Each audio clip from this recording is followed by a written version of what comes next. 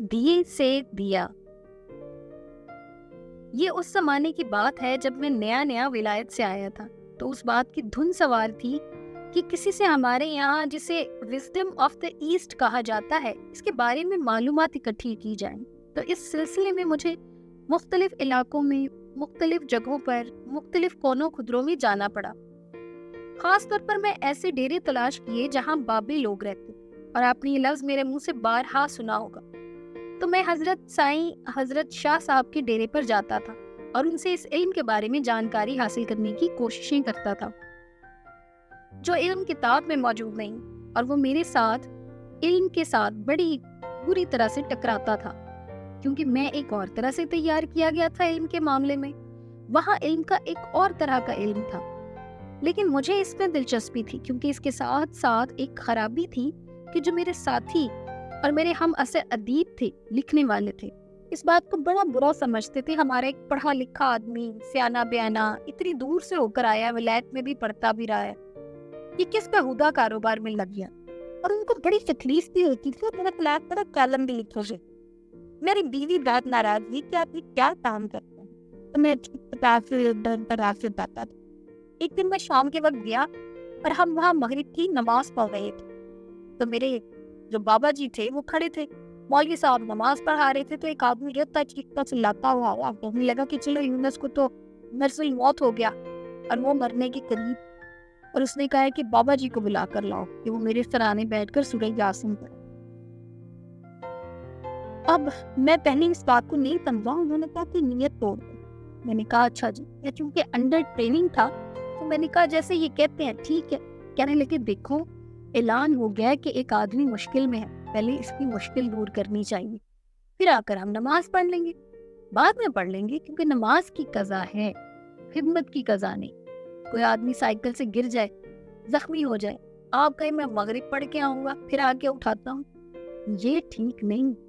اب یہ بات میرے لیے بالکل نہیں تھی اور عجیب تھی۔ خیر اٹھے، جس گھر جانا تھا گئے، وہ بھی دیکھا،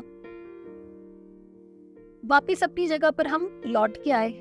رکشے سے اترے تو میں نے رکشے والے کو کچھ پیسے دیے، اس کے کوئی 2-3 روپے 80 پیسے بنتے تھے، میں نے اس کو 4 روپے دے دیے۔ وہ یہ سمجھا کہ میں نے بڑا مارکا مارا، تو بابا جی نے پوچھا خود پیسے دے دیے؟ میں نے کہا دے دیے۔ کہنے لگے کتنے؟ میں نے کہا 4 روپے۔ تو کہنے لگے کیوں؟ میں نے کہا اس کے 350 پیسے بنتے تھے، میں نے اسے 4 دے دیے۔ انہوں نے کہا نہیں پتر، 5 دے دینے سی۔ میں نے کہا 5؟ مجھے بڑا دھچکا لگا کہ 5 کیوں دے دوں؟ میں نے کہا کیوں؟ کہنے لگے تسی بھی تو دتے وچوں ہی دینے سی، تسی کیڑے پلیوں دینے سی؟ یعنی خدا کے دیے ہوئے پیسوں میں سے دینے تھے، کون سے اپنی جیب سے ادا کرنے تھے؟ پھر اس نے مجھے تھوڑا سا ہلایا، لیکن میں نے اس کو سمجھا عقلی طور پہ، اقتصادی طور پہ، ایموشنلی میرے اندر نہیں اتری وہ بات، لیکن اس کے بارے میں سوچتا رہا، غور کرتا رہا۔ اگلے دن ہمارے ایک دوست بہت پیارے ابن انشا، وہ کراچی سے آئے، وہ مجھے گھر ڈھونڈتے رہے، پھر انہیں پتا چلا کہ میں اس وقت کہیں اور موجود نہیں ہوں، کسی لائبریری میں نہیں، انہوں نے سوچا میں ضرور ڈیرے پہ گیا ہوگا، چنانچہ وہ اتنا بڑا ڈنڈا لے کے وہ بانس کا وہ مجھے ڈھونڈتا ڈھونڈتا ڈیرے پہ آ گیا۔ اب اندر تو داخل نہیں ہوا، باہر کھڑا رہا۔ اس کو تکلیف بھی تھی، شرمندگی بھی کہ یہ آدمی کس جگہ پہ آ کر بیٹھتا ہے۔ میں ڈرا ہوا تو اس نے کہا باہر آ تو۔ خیر ڈرتا ہوا صاحب اس کے قریب پہنچا، اس نے کہا تمہیں شرم نہیں آتی؟ تم کتنی مرتبہ کہے یہ زمانہ سائنس اور ٹیکنالوجی کا ہے، تم کس فضول جگہ پہ آ کے بیٹھ جاتے ہو اور کیا سیکھتے ہو یہاں پہ؟ تو ابن انشا کو غصہ تھا اس بات کا، تو وہ مجھے ہٹانا چاہتا تھا، باہر کھڑے اسی طرح بانس کا وہ باریک سا ڈنڈا لیے، کہنے لگا مجھے یہ بتاؤ یہاں کیا ہے جو تمہیں کسی کتاب میں، کسی لائبریری میں نہیں ملتا، کون سی چیز ہے؟ میں نے کہا انشا کچھ خاص نہیں، کچھ ایسی چیزیں مشاہدے سے گزرتی ہیں جو مختلف ہو۔ کہنے لگا کیا؟ میں نے کہا کل ہم گئے تھے، اس طرح سے رکشے کا کرایہ دیا، اس رکشے میں سے میں اترے تو میں نے پیسے دیے اور بابا جی نے کہا تو نے 5 ہی دے دینے تھے، تو کیا تھا، تو نے دتے سے دینا ہے، تم نے کون سا پلے سے دینا ہے؟ تو انشا خاموش ہو گیا یہ سن کے۔ اب وہ شاعر آدمی تھا، اس کی روح بڑی پیاری تھی، وہ یہ تو برداشت نہیں کر سکتا تھا کہ بات اچھی تھی لیکن اس نے سن لی، ختم ہو گیا۔ خیر یہ سین اس کے کوئی 2 مہینے بعد میں کراچی گیا तो इंशा जी के दफ्तर मिलने पहुंचा। इंशा बैठा काम कर रहा, हम गप लगा रहे थे इधर उधर की बातें, बहुत खुश। एक लड़की आई, उसकी सेहत बड़ी खराब, उसकी आंखों में यरकान इतना नुमाया था कि जैसे रंग भरा हो पीला। उसने छुपाने के लिए आंखों में सुरमे की मोटी तय लगा रखी थी। काला बुर्का उसने पहना हुआ आकर खड़ी हो गई इंशा जी के सामने। उसने एक खत उनको दिया, वो खत लेकर रोने लगा। पढ़ के उस लड़की की तरफ देखा, फिर मेज पर रखा, दराज खोला, कहने लगा बीबी मेरे पास इस वक्त ये 300 रुपए ही हैं, ये तुम ले लो, फिर बाद में बात करेंगे। कहने लगी बड़ी मेहरबानी, और वो चली गई। जब चली गई तो मैंने इंशा से कहा इंशा ये कौन थी? कहने लगा पता नहीं। मैंने कहा और तुझसे पैसे लेने आई थी? तूने 300 रुपए दे दिए, तो उसको जानता भी नहीं? कहने लगा नहीं, मैं इतना जानता हूँ, ये खत है और इसमें लिखा था मोहतरम इंशा साहब, मैं आपकी कॉलम बड़े शौक से पढ़ती हूँ और इनसे बहुत खुश होती हूँ, और मैं यहाँ पर लियारी में एक प्राइमरी स्कूल में टीचर हूँ और मेरी 130 रुपए तनख्वाह है। मैं और मेरा बाबा एक खोली में रहते हैं जिसका किराया 160 रुपए हो गया है और हम वो अदा नहीं कर सकते। आज वो बंदा सामान उठा के बाहर फेंक रहा है। अगर आप मुझे 160 रुपए दे दे तो मैं आहिस्ता आहिस्ता करके 100 रुपए करके उतार दूंगी। मैं कराची में किसी और को नहीं जानती सिवाय आपके, वो भी कॉलम की वजह से। मैंने कहा ओए बेवकूफ आदमी, उसने तुझसे 160 रुपए मांगे थे, तूने 300 दे दिए। कहने लगा मैंने भी तो दित्तों में से दिया, मैंने कौन सा पल्ले से दिया। उसको बात की समझ आ गई थी। ये नसीबों की बात, यानी मेरी समझ में नहीं आई। मैं जो बड़े ध्यान से जाता था, डिक्टेशन लेता था, कोशिशें करता था जानने की। मैंने कहा ओए ये फिक्रा तो मैंने कहीं सुना हुआ है। कहने लगा मैंने ये कुछ कॉलम लिखे थे, ये उनका मुआवजा था, 300 रुपए मेरे पास ऐसे ही पड़े थे, मैंने दे दिए। तो कोई 8 महीने के बाद मेरी फिर उससे मुलाकात हुई। लाहौर आया तो कहने लगा वो जो फलसफा तेरे बाबे का है ना, वो बड़ा खौफनाक और बहुत बड़ा है और इसमें से तो आदमी बाहर ही नहीं निकल सकता। मैंने कहा क्यों? कहने लगा मैंने इस लड़की को 300 रुपए दिए थे तो मेरी जान अजाब में पड़ गई। मैं टोक्यो एक मीटिंग अटेंड करने गया, वहां मुझे यूनेस्को से खत आया कि तुम्हारे $1000 हमारे पास पड़े, वो बताए हम आपको कहाँ भेजें।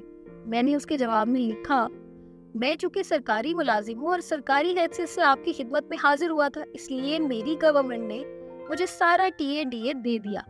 उन्होंने कहा इसका इसके साथ कोई ताल्लुक नहीं, ये हमारी तरफ से है जो सारे पार्टिसिपेंट्स को तोहफे में दी हुई रकम है। तो मैंने फौरन खत लिखा कि खबरदार इसको हाथ न लगाना, वही रखना। उस जमाने में यही हालात थे डॉलर की जो आजकल चल रहे हैं, तो मैं वहां आकर ले लूंगा। उसकी ये कैफियत हुई, उस 1 साल के अंदर अंदर यूरिश हो गई पैसों की, ऐसी ऐसी जगह से आने शुरू हो गई कि सोचा तक नहीं। 2 साल उसकी ये कैफियत रही, फिर वो वही डंडा लेके मेरे घर आया लड़ाई करने कि तूने मुझे ये बड़ी लानती बात बता दी है, मैं इतना तंग आ गया हूँ इससे, इतने पैसे मेरे पास आने लगे कि मैं भरता ही नहीं। अब मैंने देने बंद कर दिए। खुदा ना करे मेरे सामने कोई तड़प के मर जाए, मैं कुछ नहीं देता, ये तो अजाब है। देते जाओ तो आते जाते, देते जाओ तो आते जाते, व्हाट इज दिस? मैंने कहा इसका इल्म तो मुझे भी नहीं, मैं तो अभी पूछ रहा हूँ और सीख रहा हूँ कि ये कैसे होता है। तो मैंने ये बात जिंदगी में अजीबो गरीब देखी कि अगर आप देते हैं तो वो लौट कर आपके पास आता है। ये सदाए बाज गश्त है जो कि लौट कर वापस आती है। हजरत मुजद्दिद अली सानी बहुत सख्त असूली बुजुर्ग थे, लेकिन एक बात मैं उनकी कभी नहीं भूलता। उन्होंने फरमाया जो शख्स तुझसे मांगता है उसको दे। क्या ये तेरी अना के लिए कम है कि किसी ने अपना दस्ते सवाल तेरे आगे दराज किया? बड़े आदमी की क्या बात। इस सिलसिले में एक हदीस भी है और वही सरचश्मा है। फिर फरमाते हैं और अजीबो गरीब उन्होंने ये बात की कि जो हकदार है उसको भी दे और जो नाहक का मांगने वाला है उसको भी दे, ताकि तुझे जो नाहक का मिल रहा है कहीं वो मिलना बंद ना हो जाए। देखे ना, हमको नाहक का मिल रहा है, ये सारी मेहरबानियां करम है, हमें उसका शऊर नहीं कि हमें कहाँ कहाँ नाहक मिल रहा है। कभी आराम से बैठ के सोचें अपनी जिंदगी को, अपने काम को, अपने आप को बैलेंसिंग शीट बनाने की कोशिश करें तो आपको पता चलेगा कि 80-90% तो ऐसे ही आ रहा है। ایسا کبھی ہوتا نہیں کہ بعض اوقات ایسی جگہ سے آ جاتا ہے جہاں آدمی تصور نہیں کر سکتا اور آتا چلا جاتا ہے، لیکن آدمی گھبراتا ہے کہ اگر میں کچھ دے دوں گا اور جتنے میں سے دے دوں گا تو کمی ہو جائے گی. ہوتی نہیں ہے، لیکن وہ ہمارے جیسے بڑے لوگ سیانے اس قسم کی بات کرتے ہیں. ایک ہمارے ماڈل ٹاؤن میں کلی گڑھ تھا، بڑا اچھا امیر دن کلی گڑھ، ہمارا بہت پیارا بانڈے وغیرہ کلی کرتا تھا. فوت ہو گیا، مولوی صاحب نے مسجد میں اعلان کیا کہ امیر علی فوت ہو گیا اور اس کی دعا کرانی ہے. مغرب کے بعد علاقے کے سب لوگ بلاک میں اکٹھے ہو گئے. تو ہم ابھی کچھ پڑھ ہی رہے تھے کہ ایک لڑکا آ گیا، اس نے کہا جی میرا والد تو بہت بیمار ہے، اس نے امیر علی کلی گڑھ کے لیے دعا بھیجی ہے. تو ہم نے کہا دعا بھیجی کیا ہوتا ہے؟ دعا تو آدمی آ کر کرتا ہے. اس نے کہا جی میرا والد اس کا بڑا یار تھا، دونوں پکے دوست تھے، تو والد صاحب کو درد ہے شیٹیکا کا، وہ چل پھر نہیں سکتے، تو میں دعا لے کر آیا ہوں. تو ہم نے کہا دعا کیا لے کر آیا ہے؟ ہم لوگ گٹلیاں وغیرہ پڑھ رہے تھے. اٹھ کے ایک آدمی نے باہر دیکھا تو لڑکا ٹریکٹر لے کے آیا تھا، پیچھے ٹرالا، اور اس کے باپ نے 2 بوری گندم، آٹا، چاول، گڑ کا گٹھا اور اس قسم کی چیزیں. یعنی کبھی اس قسم کی باتیں سوچنے کا، دینے کا، بھیجنے کا، یعنی درویشی کا یہ طریقہ ہوتا ہے.